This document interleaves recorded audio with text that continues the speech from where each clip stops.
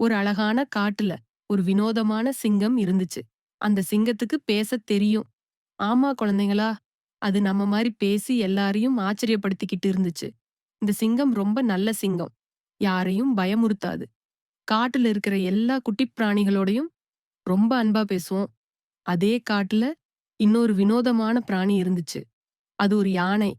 ஆனா இந்த யானைக்கு பறக்கத் தெரியும். தன்னோட பெரிய காதுகளை அடிச்சு அது அழகா வானத்துல பறந்து போகும். பார்க்கவே ரொம்ப அழகா இருக்கும் இல்ல? ஒரு நாள் இந்த பேசும் சிங்கமும், பறக்கும் யானையும் ஒரு பெரிய மரத்தடியில சந்திச்சாங்க. 2 பேருக்குமே ரொம்ப சந்தோஷமா இருந்துச்சு. ஏன்னா, அவங்க 2 பேருமே மத்தவங்க மாரி இல்லையே! சிங்கம் யானை கிட்ட பேச ஆரம்பிச்சது. யானையும் தன்னோட துதிக்கையாட்டி பதில் சொல்லுச்சு. அவங்க 2 பேரும் ரொம்ப நேரம் பேசிக்கிட்டே இருந்தாங்க. அவங்களுக்குள்ள ஒரு நல்ல நட்பு உண்டாயிடுச்சு. அதுக்கப்புறம் என்ன தெரியுமா ஆச்சு? அந்த பறக்கும் யானை தன்னோட முதுகுல அந்த பேசும் சிங்கத்தை ஏத்திக்கிட்டு வானத்துல பறக்க ஆரம்பிச்சது.